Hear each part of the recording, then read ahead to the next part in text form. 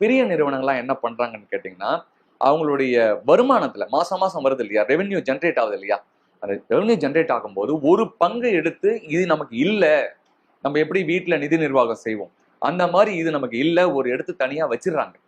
சென்னையிலேயே கூட பாத்தீங்கன்னா ஒரு பெரிய நிறுவனம் இருக்கு, பெரிய பிராண்ட் அவங்க. அந்த நிறுவனர் சொல்றாரு, அவரும் ஒரு எஸ்எம்இ ரேஞ்சு எம்எஸ்எம்இ ரேஞ்சில் தான் இருக்காரு. அவர் சொல்றாரு, சார் நான் வந்து மாசம் மாசம் என்னுடைய கடையில வரக்கூடிய வருமானத்துல ஒரு 10% வந்து நான் கண்டிப்பா கேஷ் ரிசர்வ் தனியா வச்சிருவேன், தொடமாட்டேன். அதை எடுத்து வச்சுட்டு அப்புறம் தான் நான் செலவே செய்வேன். அதாவது மாதத்தின் முதல் செலவே சேமிப்பாக இருக்கட்டும் நம்ம சொல்லுவோம் இல்லைங்களா, ஒன்று குடும்ப நிதி நிர்வாகத்துல. அந்த மாதிரி பிசினஸ்லயும் ஒரு இன்வெஸ்ட்மெண்ட் தனியா எடுத்து வைக்கிறது வந்து ரொம்ப ரொம்ப ரொம்ப முக்கியம். ஏன்னா நமக்கு கொரோனா மாதிரி காலத்துல என்ன ஆச்சு, 1.5 வருஷம் 2 வருஷம் லாக்டவுன் ஆகி பிசினஸ் இல்லாம கடை மூடி பிசினஸ் இல்லாம இருக்கும்போது நம்ம அந்த கம்பெனியை நடத்தி ஆகணும், எம்ப்ளாய்க்கு சம்பளம் கொடுத்தாகணும், சில பேசிக் விஷயங்கள் எசென்சியல்ஸுக்கு நம்ம செலவு பண்ணி தான் ஆகணும். ஆனா நமக்கு வருமானம் வரல. அது எப்படி நம்ம கடைபிடிக்கிறது, எப்படி நம்ம அதை ஓட்டுறது, கடையை எப்படி ஓட்டுறது, பிசினஸ் எப்படி நடத்துறது அப்படின்னு பாத்தீங்கன்னா, யார் கேஷ் ரிசர்வ் நல்லா இருக்குன்னு நினைச்சாங்களோ அவங்கலாம் வந்து ட்ரைவ் பண்ண முடிஞ்சது.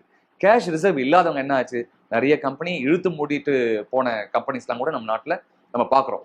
ஸோ கேஷ் ரிசர்வ் நீங்க 10 ரூபாய் சம்பாதிச்சாலும் 10 கோடி சம்பாதிச்சாலும் 100 கோடி சம்பாதிச்சாலும் நீங்க ஒரு பர்சன்டேஜ் பிளான் பண்ணி இது மாசமோ குவார்டர்லி ஒன்ஸோ வந்து நம்மளுக்கு இல்லை, அதை ப்ராப்பரான முறையில் இன்வெஸ்ட் பண்ணணும். சும்மா சேவிங்ஸ் அக்கௌண்ட்ல வைக்கிறது, கரண்ட் அக்கௌண்ட்லேயே வச்சீங்கன்னா கூட பேங்க்ல வந்து உங்களுக்கு ஒன்றும் பெரிய இன்ட்ரெஸ்ட் வர போறதில்லை.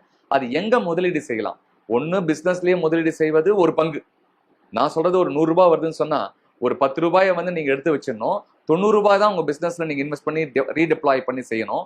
இது வந்து கேஷ் ரிசர்வ் எதுக்கு, கிரைசிஸ் சுச்சுவேஷன்ல நமக்கு ஹெல்ப்ஃபுல்லா இருக்கும்ன்றதுக்காக சொல்லப்பட்ட ஒரு இன்புட்டா நீங்க பாருங்க. இது கேஷ் ரிசர்வ்.